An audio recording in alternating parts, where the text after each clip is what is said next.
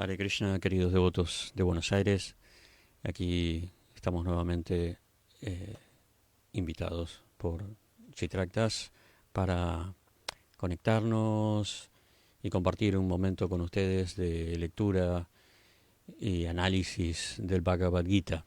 Hoy vamos a leer en el capítulo 10, La opulencia del absoluto, el texto número 7. Entonces vamos a comenzar por hacer la invocación al Señor. Om Namo Bhagavate Vasudevaya. Om Namo Bhagavate Vasudevaya.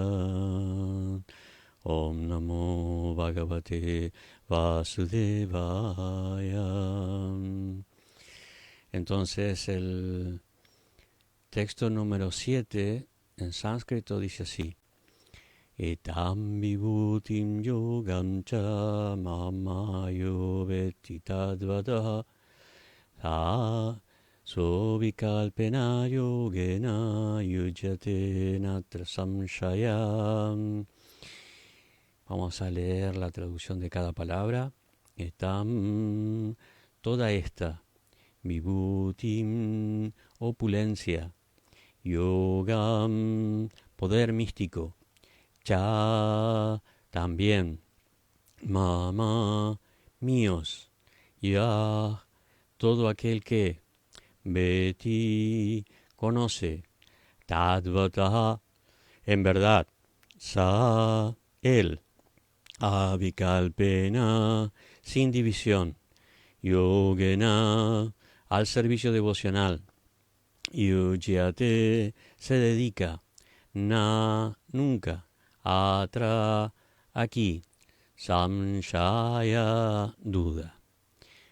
La traducción completa dice: aquel que está verdaderamente convencido de esta opulencia y poder místico míos, se dedica al servicio devocional puro. De eso no hay ninguna duda. En el significado de Srila Prabhupada dice: la cumbre más elevada de la perfección espiritual constituye el conocimiento acerca de la Suprema Personalidad de Dios. A menos que uno esté firmemente convencido de las diferentes opulencias del Señor Supremo, no puede dedicarse al servicio devocional. Por lo general, la gente sabe que Dios es grande, pero no sabe en detalle de qué modo Dios es grande. He aquí los detalles. Si uno verdaderamente sabe cómo Dios es grande, entonces, de forma natural, se vuelve un alma entregada y se ocupa en el servicio devocional del Señor. Cuando uno llega a conocer en verdad las opulencias del Supremo, no queda otro recurso más que el de entregarse a Él. Ese conocimiento verdadero se puede adquirir de las descripciones del Srimad Bhagavatam, el Bhagavad Gita y escrituras similares. Para la administración de este universo existen muchos semidioses distribuidos por todo el sistema planetario, y entre ellos los principales son Brahma, el señor Shiva, los 4 grandes Kumaras y otros patriarcas. Hay muchos antepasados de la población del universo y todos ellos nacen del Señor Supremo Krishna. La Suprema Personalidad de Dios, Krishna, es el antepasado original de todos los antepasados. Estas son algunas de las opulencias del Señor Supremo. Cuando uno está firmemente convencido de ellas, acepta a Krishna con gran fe y sin ninguna duda, y se dedica al servicio devocional. Todo ese conocimiento específico es necesario para aumentar el interés de uno en el amoroso servicio devocional del Señor. Uno no debe desdeñar el esfuerzo de entender por completo cuán grande es Krishna, ya que al conocer la grandeza se podrá estar fijo en la ejecución del servicio devocional. Oma Gyanatimirandasya Gyananjana Shalakaya Chakshurun Militanyana Tasmai Sri Gurave Namaha Mukam Karoti Vachalan Pangulangam Yategirin Yat Kripatanaham Bande Sri Gurun Dinataranam. Entonces estamos en este capítulo que se llama La opulencia del absoluto, porque Krishna va a hacer un raconto a pedido de Arjuna de algunas de sus opulencias, aunque él le va a decir en otro verso que solamente va a hablar de aquellas que son más resaltantes, porque sus opulencias son infinitas, son ilimitadas. Entonces, obviamente es imposible abarcarlas en un diálogo o en un capítulo. Pero él menciona a algunas que son muy relevantes y que son necesarias para que Arjuna entienda con quién está. Krishna se va revelando, ha comenzado a revelarse especialmente en el capítulo 4 y de ahí en adelante ha ido dando distintas pistas o a veces afirmaciones directas para que Arjuna comprenda quién es Krishna. Esto es algo muy importante ahora que nos acercamos al día de Janmastami para tenerlo en cuenta, el día de aparición de Krishna, en el que todo gira alrededor de Krishna. Muchas veces en algunas tradiciones o en algunas escuelas escuchamos que Krishna es el séptimo avatar de Vishnu, pero el Srimad Bhagavatam nos dice Techan Sakala Punsan Krishna Stu Bhagavan Swayan, que Krishna es la fuente de todas las encarnaciones, de todos los avatars, de todas las expansiones. Krishna es Adipurushan, ¿no? Como escuchamos en el Brahma Samhita. Ishvara Parama Krishna Sachitananda Vigraha Anadir Adir Govinda. No, él es Govinda, quien es Anadi. No tiene un origen. ¿Por qué? Porque él es el origen, Adir. Así como Aristóteles decía que hablaba del motor original, ¿no? Aunque creo que él no se refería a Dios, después sí fue tomado, sí se refería a un principio universal, pero bueno, después fue interpretado por diferentes teólogos como Santo Tomás, Maimónides, Averroes, cada uno en su respectiva tradición religiosa, dentro del judaísmo, dentro del islam, dentro del cristianismo. Especialmente Santo Tomás, cuando habló de las 5 vías para probar la existencia de Dios, tomó esa afirmación de Aristóteles y la llamó el motor original, que es básicamente lo mismo que nos dice el Brahma Samhita. Anadir, Adir, ¿no? Es el origen de todo, el primer motor. Aristóteles decía que no se puede, que pensar que tratar de buscar una causa ad infinitum, es decir, ir retrocediendo, bueno, esta es la causa de esto otro, y la causa de esto es esta, y la causa de esto otro es esta, y la causa de esto otro es esta, y seguir así hasta el infinito no es lógico, no tiene sentido. Tiene que haber un primer motor original y ese es Dios.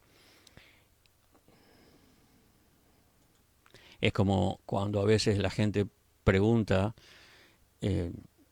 buscando la simbología, ¿no? Porque a raíz de las escuelas psicológicas todo es un símbolo, todo tiene un sentido. Cuando se toma a la imagen de diferentes deidades como mitología, ¿no? Que fueron representaciones de seres humanos, de sus ideas de Dios,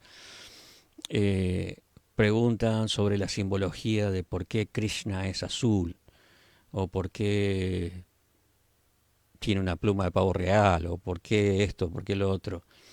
Y eso es justamente buscar una causa antes que Krishna. Krishna no tiene causa, entonces no hay una razón, no hay una simbología, no hay un sentido de por qué Krishna es azul. Krishna es azul, porque es así. No hace falta una causa o una razón de por qué él tiene esa forma, o por qué Vishnu tiene 4 brazos. ¿No? Eso sería buscar una causa antes que Krishna, pero Krishna es la causa de todas las causas, entonces no podemos encontrar una explicación dentro de la simbología de por qué Krishna es azul o por qué, bueno, tantas cosas, ¿no? Porque tiene todas las marcas que tiene en las plantas de sus pies, o etcétera.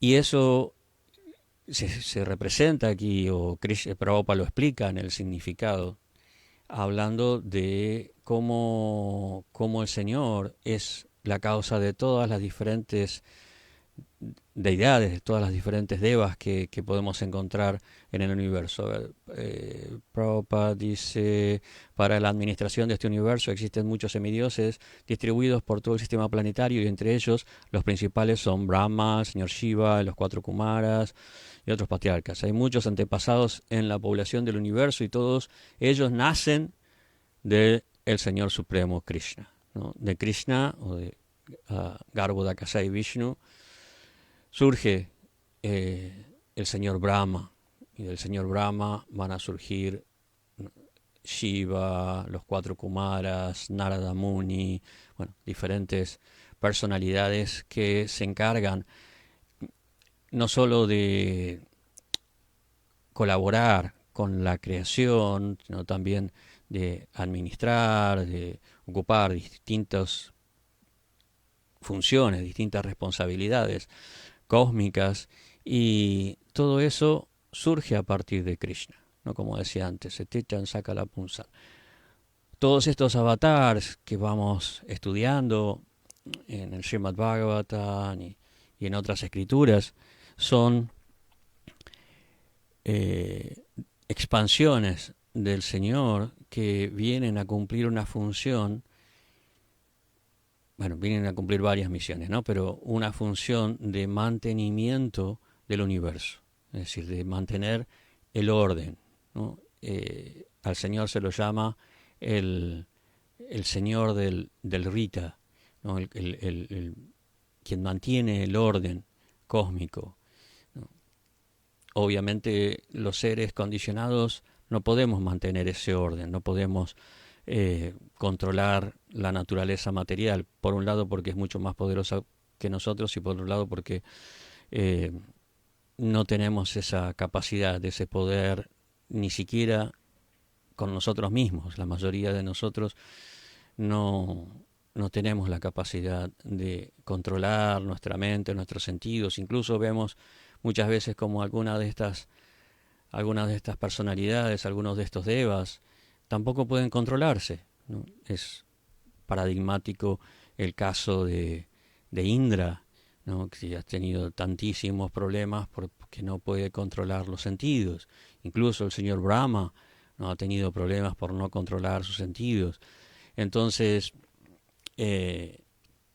nosotros no necesitamos de la intervención del Señor, de Dios, para controlar la naturaleza material. Él es quien la crea, Él es quien la mantiene, y en última instancia es quien la va a absorber en su propia forma y la va a volver a manifestar.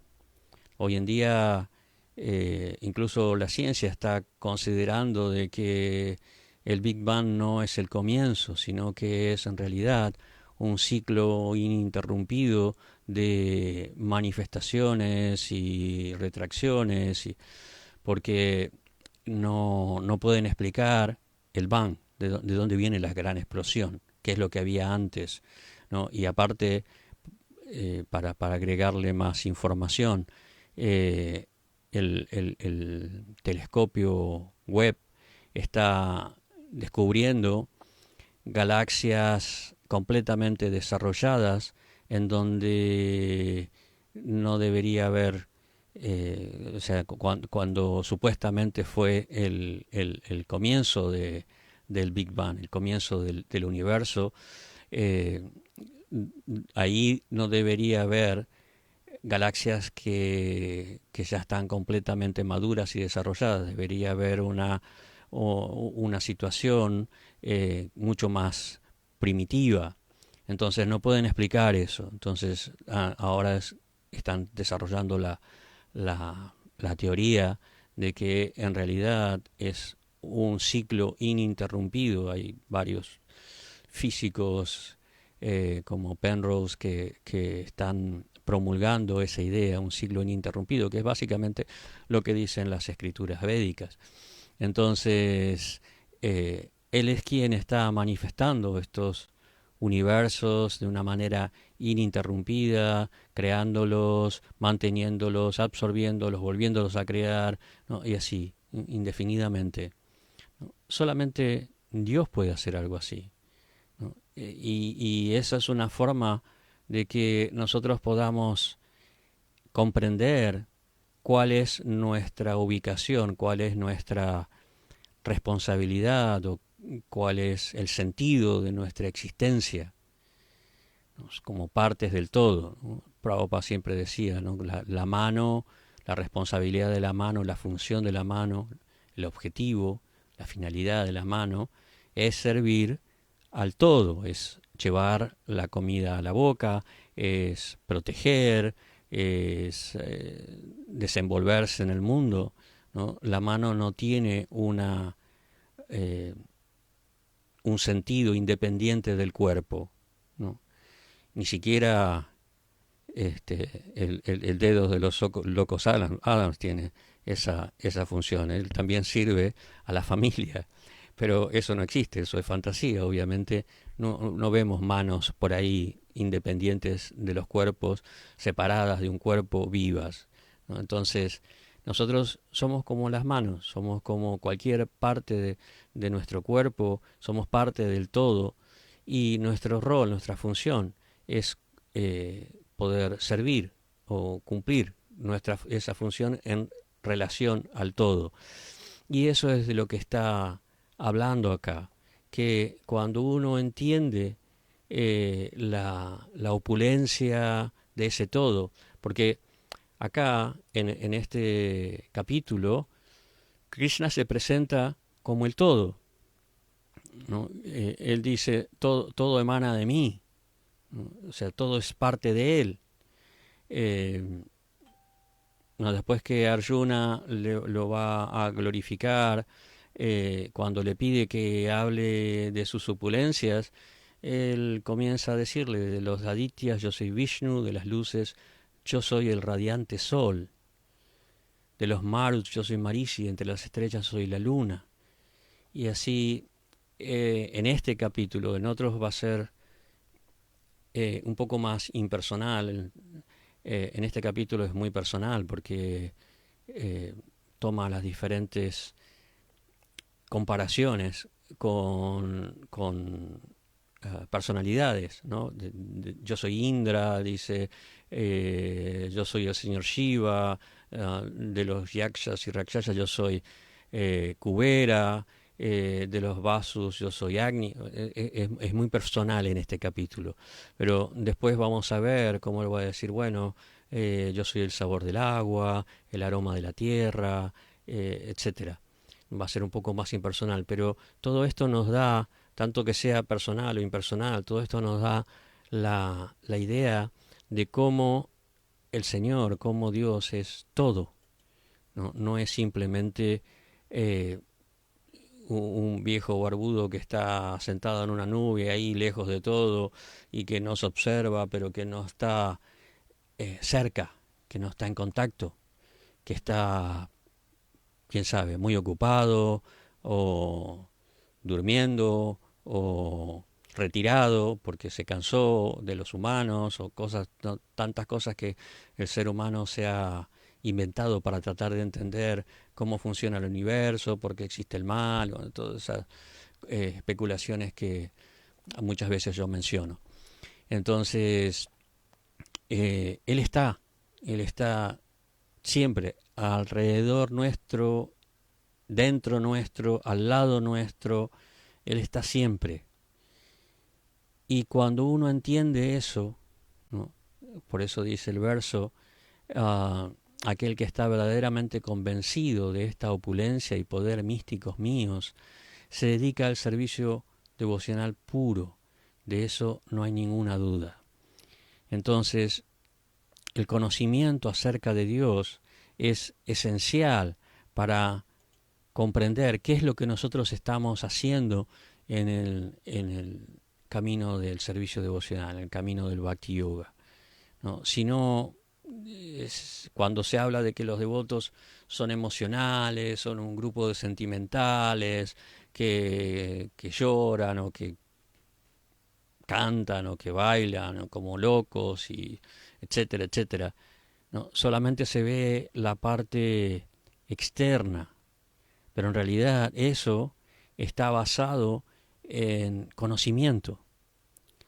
Está basado en conocimiento, como dice Prabhupada acá, de qué manera Dios es grande, ¿no? Todos saben que Dios es grande, pero de qué manera Dios es grande. Cuando uno entiende eso que explica el Bhagavad Gita, eso que explica el Srimad Bhagavatam y otras escrituras que menciona Prabhupada en el significado, cuando uno entiende de qué manera Dios es grande, naturalmente surge esa admiración, esa devoción, en última instancia ese amor, ¿no? Cuando nosotros conocemos a una persona que es famosa o que tiene muchas cualidades, quizás un músico muy habilidoso, un gran actor, un gran deportista, etcétera, un gran escritor, ¿no? Eh, ¿Por qué uno se vuelve un fan?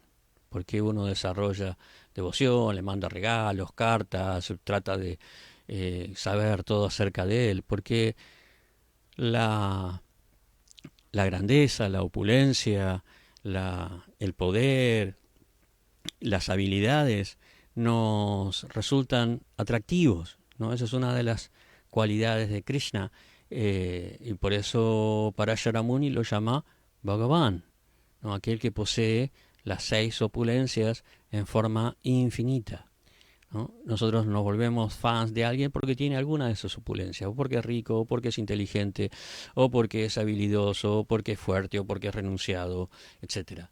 Entonces, Krishna las tiene todas en forma ilimitada. Entonces, el hecho de que nosotros podamos conocer acerca de esas cualidades a través de las escrituras nos ayuda, nos da el fundamento, nos da la base para el servicio devocional. Si nosotros no tenemos esa base, no tenemos aunque sea una idea básica, muy simple, de por qué Dios es quien es, ¿no? Entonces, nuestra devoción no tiene mucho arraigo, no tiene mucho fundamento, no tiene muchos cimientos, ¿no? Es más difícil poder mantenerla, ¿no? Por eso el verso, el significado, a ver, ¿dónde está? El significado dice: la cumbre más elevada de la perfección espiritual la constituye el conocimiento acerca de la suprema personalidad de Dios, ¿no? O sea, la devoción implica conocimiento, ¿no? Primero viene Shravanam, ¿no? Oír. ¿Y qué es lo que escuchamos? Escuchamos acerca de Dios. Vamos de esa manera adquiriendo conocimiento acerca de Dios, ya sea acerca de su nombre, acerca de su forma, acerca de sus actividades, acerca de sus relaciones, ¿no? Acerca de sus cualidades, de sus historias, ¿no? Así es como empieza, ¿no?, el servicio devocional, con Shravanam. Entonces, por eso Prabhupada dice acá, la primera línea del significado: la cumbre más elevada de la perfección espiritual la constituye el conocimiento acerca de la suprema personalidad de Dios. Por eso es que Prabhupada se tomó tanto trabajo en traducir y comentar estas escrituras. Él hizo una selección de aquellas que son más importantes: Bhagavad Gita, Srimad Bhagavatam, Chaitanya Charitamrita, y algunos libros de los Goswamis, el Upanishad, ¿no? Porque, bueno, no tenía mucho tiempo y quería darnos lo más esencial, lo más básico. No es como cuando Sutta Goswami se presenta ante los sabios de Naimisharanya y los sabios de Naimisharanya le dicen, hay una infinidad de escrituras, ¿no? Tú eres experto en todas ellas, por favor, danos lo más esencial, lo más importante, ¿no? Un abstract, un resumen. Entonces les habla el Srimad Bhagavata en el Purana Inmaculado, la mala Puranam, ¿no? Porque no, no está mezclado con cuestiones mundanas, entonces con cosas que puedan ayudarnos en un sentido, pero también confundirnos, desviarnos, fundamentalmente hacernos perder el tiempo. O sea, en el Kali Yuga hay muy poco tiempo, ¿no? Tenemos una vida muy corta, entonces tenemos muy poco tiempo. Entonces necesitamos aquellas escrituras que son esenciales. Aún así, nosotros no, no necesitamos mucha excusa para perder el tiempo y para dedicarnos a otras cosas. Pero imagínense si, además de nuestra tendencia natural, tuviéramos que leer acerca del Jyotish o acerca de, no sé, los Smritis, acerca de las leyes, acerca del código de Manu, acerca del Dhanurveda y tantas ramas de conocimiento que encontramos en la literatura védica, pues se nos complicaría mucho más. Aún así lo hacemos, porque bueno, es nuestra naturaleza. Nuestra mente no tiene la tendencia a enfocarse, ¿no? A focalizarse en un tema y a profundizar y a abstraerse completamente en ese tema. Nuestra naturaleza ya está descrita en el Srimad Bhagavatam. Estamos siempre distraídos, estamos siempre agitados. Y a medida que pasa el tiempo, a medida que la tecnología va avanzando, nosotros vamos perdiendo cada vez más capacidad de concentración. Entonces, Prabhupada nos dio aquello que es básico, que es esencial, y nos lo repite continuamente, la suprema personalidad de Dios. Todo el tiempo Prabhupada en los significados, en las traducciones de los versos, nos repite esas tres palabras, ¿no? Suprema personalidad de Dios, 4 palabras con el D. Entonces, ¿por qué? Porque ese es el conocimiento que nosotros necesitamos para poder prestar servicio, para poder cumplir con el rol, con la función que tenemos en relación al todo, ¿no? Lo que decía antes de la mano.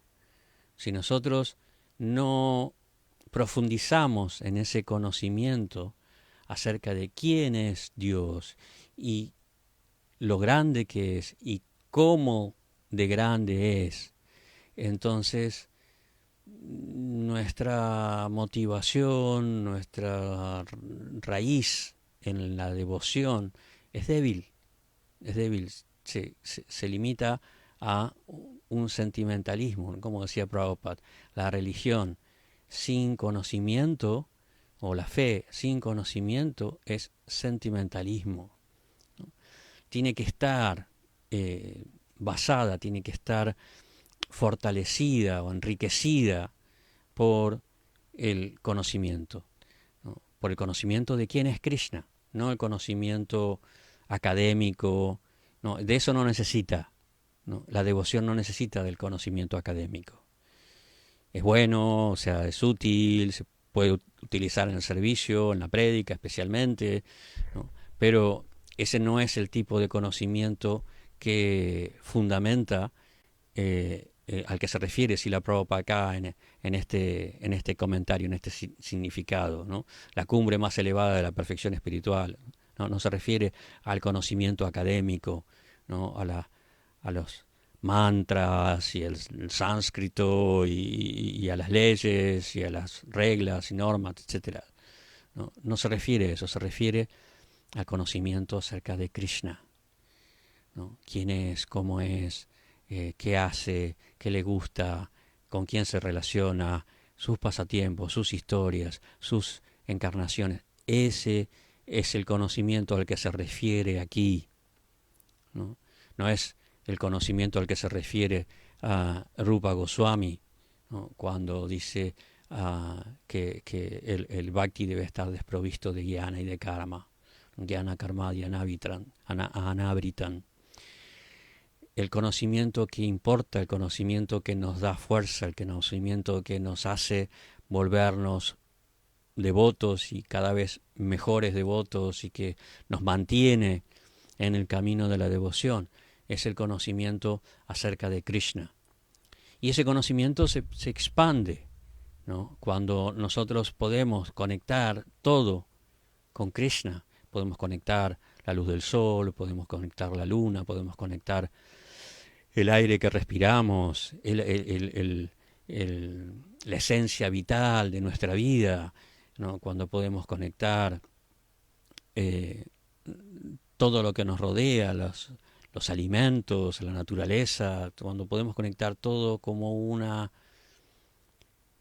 derivado o algo, o una conexión, como algo que está conectado con el Señor, entonces ese es el conocimiento que hace que nosotros cada vez nos asombremos más, nos maravillemos más y podamos prestar un servicio considerable, un servicio importante, un servicio como la mano, ¿no? Como lo que decía antes, ¿no? Primero comprendemos un conocimiento básico, ¿no? Como encontramos en el Srimad Bhagavatam, la descripción del Virat Rupa, ¿no? Cómo tratamos de entender a Dios en la naturaleza. ¿Por qué? Porque la naturaleza es asombrosa, porque la naturaleza nos maravilla, ¿no? Uno va al mar, va a la montaña, va a un contacto real con la naturaleza, no lo que vivimos en la ciudad, alienados, sino la grandiosidad de la naturaleza.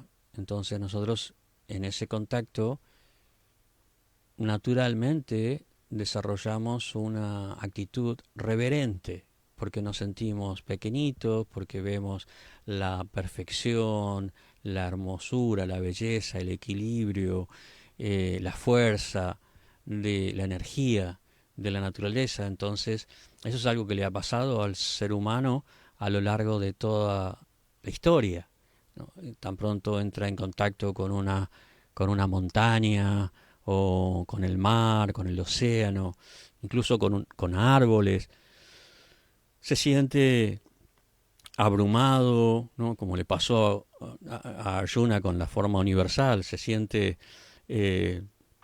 pequeño y maravillado y asombrado con la naturaleza. Entonces, el Bhagavatam empieza por ahí. El Bhagavatam empieza en su descripción de Dios, comparándolo con la naturaleza, ¿no? El Virat Rupa. Los árboles son los vellos de su cuerpo, los ríos son sus venas, las montañas son sus hombros, y así el sol y la luna son sus ojos. Así, de esa manera uno empieza a comprender acerca de la grandiosidad de Dios, ¿no? Viendo lo que tiene más cerca, más a mano, lo que es obvio, ¿no? El ser humano ha desarrollado una mentalidad religiosa en base a esto, ¿no? El poder del fuego, el poder, las fuerzas de la naturaleza en general, ¿no? Entonces, ese es el primer paso en la comprensión de Dios, ¿no? Y luego vamos profundizando. Entonces, eso nos va dando, en la medida que vamos profundizando, a través especialmente de las revelaciones. Es decir, cuando o bien un maestro espiritual nos enseña, como si la Prabhupada lo hizo, o bien cuando alguno de estas personalidades como Prabhupada o a lo largo de la historia, ¿no?, reciben una revelación, ¿no? Así comenzaron los Vedas. Los Vedas son revelaciones de la naturaleza, en la forma muchas veces de deidades que le manifestaban a un sabio, a una persona en un profundo estado meditativo, en un profundo estado de conciencia, le revelaban esa vibración particular que tenía un elemento, algún elemento de la naturaleza. Y esa revelación les iba dando cada vez más profundidad al conocimiento que tenían a través de sus sentidos, ¿no? Primero percibían, ¿no?, la luz, el calor, la fuerza, el tamaño, y después comenzaban a través de las revelaciones a percibir aspectos más profundos de la naturaleza, y todos conectados con una fuente superior. Es decir, cuando alguien simplemente ve una montaña, ve algo grande, fantástico, muy hermoso, muy lindo, ¿no? Pero cuando entiende de que esa montaña está bajo el cuidado o es la manifestación de la energía de una persona, entonces desarrolla una actitud de sumisión, de humildad, de devoción, porque entiende de que hay alguien más grande detrás de ese fenómeno. Y lógicamente, ¿no?, si es alguien inteligente, va a buscar al que está por encima de ese todavía, si hay alguien que está que todavía más poderoso. Es como, creo que fue San Ignacio de Loyola, o San Cristóbal, no San Cristóbal, que era un guerrero y él no quería ser líder, él quería servir al guerrero más poderoso. Entonces fue empleándose para diferentes reyes, ¿no?, diferentes señores de la guerra, diferentes reyes, ¿no?, pero siempre en algún momento veían que estos tenían temor o tenían alguien o había alguien que era más poderoso. Entonces en un momento se dice que se puso al servicio del diablo. Esto es un cuento cristiano, obviamente. Se puso al servicio del diablo. Entonces le ofreció sus servicios, pero en un momento vio que el diablo huía de una cruz. Entonces él se ofreció al servicio de Jesucristo. Y en una revelación se le dio la instrucción de que debía cruzar a la gente, porque era una persona muy grande, muy fuerte, era un gran guerrero, debía cruzar a la gente de una orilla a la otra de un río. Y en un momento estaba cruzando a un niño, pero cada vez se le volvía más pesado. Entonces llegó un momento que tenía miedo de ahogarse y de ahogar al niño. Esta es una historia que yo escuché hace muchísimo tiempo y no recuerdo tanto los detalles, pero la cuestión es que el niño le dijo: tú llevas el peso del mundo sobre tus hombros. Y por eso se lo representa en las estampitas que habrán visto o en las imágenes, como un hombre con un niño cruzando un río. Entonces, porque esa es la actitud lógica de una persona que entiende de que hay alguien por encima, de que hay alguien por encima de todo. alguien va a buscar servir a una persona que lo proteja, que, que lo ayude, ¿no? Alguien más grande, ¿no? Como dice el Martín Fierro, sete amigo del juez, no le de qué quejarse, siempre es bueno tener palenque donde rascarse, ¿no?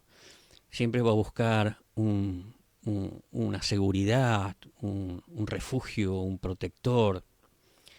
Y claro, cuanto más grande sea, más seguro va a estar.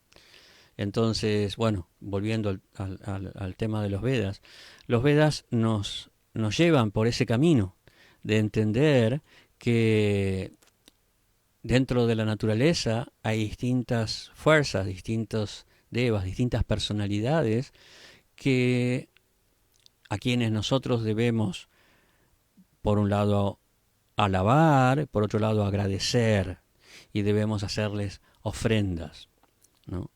Pero por encima de todos esos, ¿no?, está Dios, ¿no? Dios no es no ocupa un cargo temporal, como es el caso de Indra, el caso de Brahma, el caso de Varuna, que son puestos temporales. En realidad, cada uno de ellos, nosotros normalmente lo mencionamos como Indra o como Varuna o como Brahma, pero tienen un nombre personal, ¿no? Porque, y cada uno que cambia tiene otro nombre porque son personas diferentes, ¿no? Pero su puesto, su rol, su función es la de Indra. Indra significa el rey del cielo. Pero el rey del cielo no es Dios, ni siquiera el creador. Brahma es Dios, ¿no? Todos ellos tienen a alguien por encima. Pero los Vedas nos van llevando por en esa evolución de conocimiento, de la conciencia, de nuestra comprensión. Y cuando llegamos al punto de entender quién está por encima de todos ellos, como decía yo antes, Techon Sakala Punsan, quién es el origen de todo, quién es, como dice Prapita Maha, el padre o el abuelo del abuelo, el gran abuelo, ¿no? Quién es el origen, o como decía al principio, quién es el motor original. Naturalmente, la actitud, si somos lo suficientemente honestos, inteligentes y coherentes, es servirlo, es inclinarnos y adorarlo y ofrecerle y buscar su refugio, su consuelo, su misericordia, su gracia. De eso se trata el camino del Bhakti, ¿no? Es cada vez profundizar más en el conocimiento, cada vez ascender más en nuestra comprensión de Dios, ¿no? Y por eso tenemos que aprovechar textos como el Bhagavad Gita, el Bhagavatam, el Chaitanya Charitamrita, los Upanishads, etc., ¿no? Tenemos que aprovechar todas esas joyas, todos esos regalos que la sucesión discipular nos ha brindado, porque el conocimiento superficial de Dios no alcanza, no es suficiente, no hace falta una comprensión más profunda. Eso es lo que está buscando Arjuna, ¿no? Cuando él le pide una descripción detallada de sus opulencias, ¿no? Él está buscando eso, incluso después no solamente quiere la descripción, quiere verlo. ¿Por qué? Y porque entusiasma, ¿no? Acá no es que Arjuna dijo, bueno, ¿sabes qué, Krishna? O sea, lindo marketing, pero no me lo creo. A ver, mostrame, ¿no? Como le dijo Tomás a los otros discípulos de Jesús. Yo hasta que no vea la herida y le meta la mano en la herida de la lanza, no voy a creer. No, el caso de Arjuna no es ese. No es que le pide que le muestre la forma universal porque no crees. No, es porque uno quiere más. Uno con oír no le alcanza. Oír es fantástico, ¿no? Oírle acerca de las aventuras, de los lilas, de los pasatiempos del Señor. Es fantástico oír acerca de su nombre. Pero como dice Ay, yo nunca me canso de oír tus glorias. No me acuerdo dónde está esa frase, quién es el que la dice. Eh, Últimamente me estoy dando cuenta de que los años me están pasando factura y hay un cierto, no muy grande, pero un cierto deterioro cognitivo. Y algunas cosas me cuesta más recordarlas. Pero bueno, tengo que adorar mejor al Señor, que es el Señor de la memoria, el recuerdo, el Señor Vishnu. Entonces, uno quiere oír más, ¿no? Los devotos se entusiasman y no solamente quieren oír, quieren ver también. Y quieren sí, sentir más intensamente la presencia y la manifestación de Dios. Esa es la situación de Arjuna, ese es el caso de Arjuna. Arjuna le pide a Krishna que le muestre la forma universal, no porque no le crea, no porque dude, sino precisamente porque le cree, porque tiene fe y porque dice, no, yo estoy convencido de que todo lo que me dices es correcto, es perfecto, por favor, quiero verlo.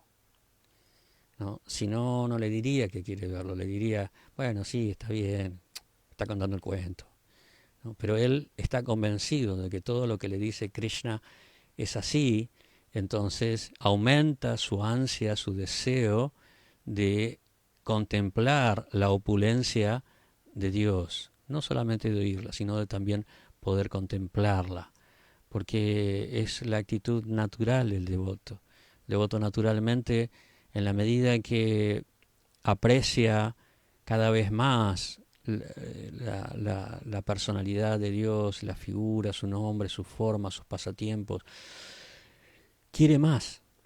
Y no solamente quiere oírla, quiere contemplarla. Entonces, como decía antes, un conocimiento superficial es insuficiente, ¿no? Necesitamos una comprensión cada vez más profunda.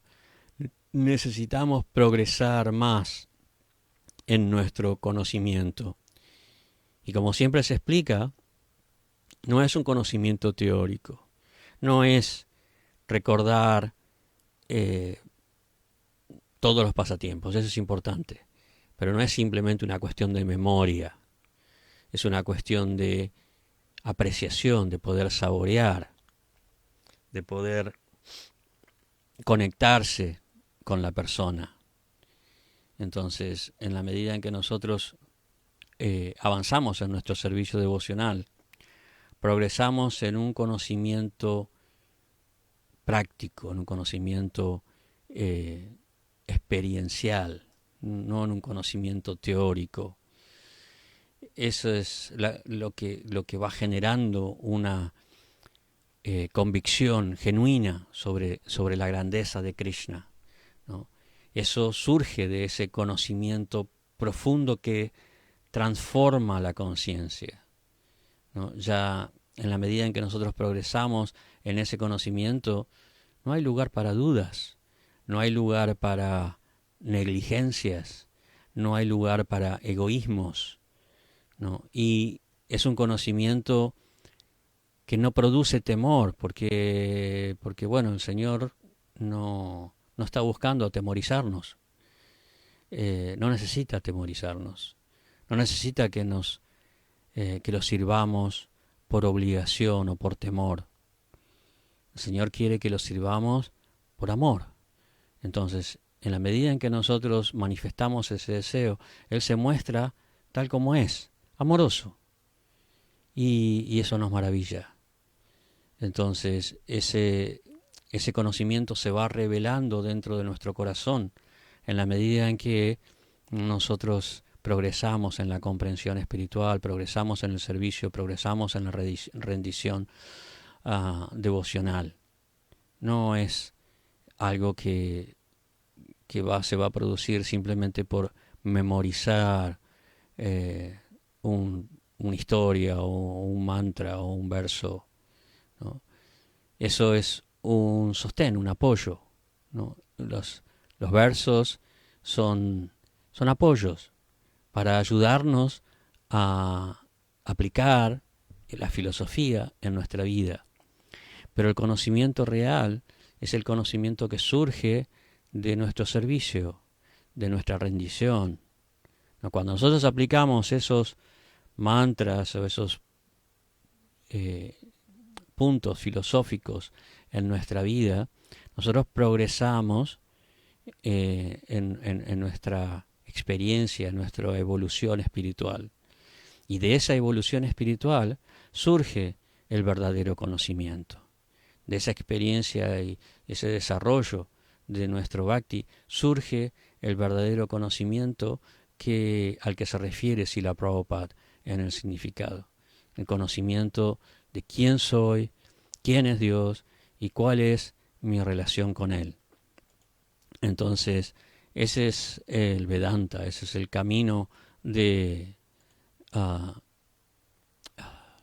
Avideya Sambandha, Videya y Prayojana, ¿no? Es los diferentes pasos que nos legó Srila Vyasadeva en su progresión de la filosofía, de su exposición de la filosofía Vedanta.